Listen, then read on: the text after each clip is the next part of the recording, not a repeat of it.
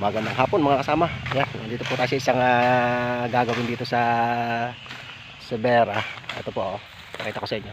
Ayan.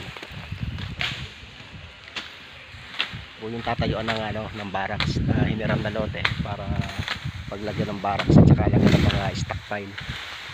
Ayan. Ayan na yan. Tapos ito po yung mismong tatayuan ng building. Itong natabasan namin nung nakaraan. Kaya ito pong mihawan na yan. Yan po yung ili-layout. Tatayuan ng bahay.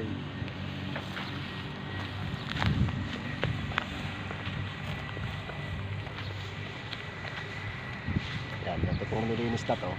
Siya po yung tatayuan natin ng bahay.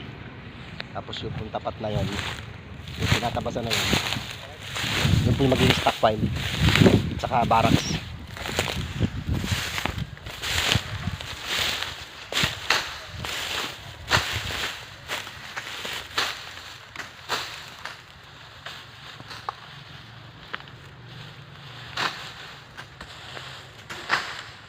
Wala na siguro ahas dyan. Lumayo na. Baka nakasuksok lang. Buti hindi nakakagisan to ng sigarilyo, no? Ay, ito.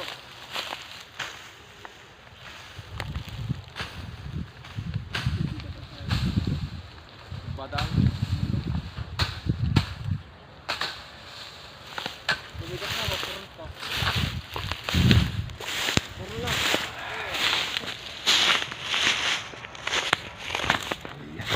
Okay. Thank you po sa inyong panonood. Tama na, tagayin mo na rin. Bye-bye.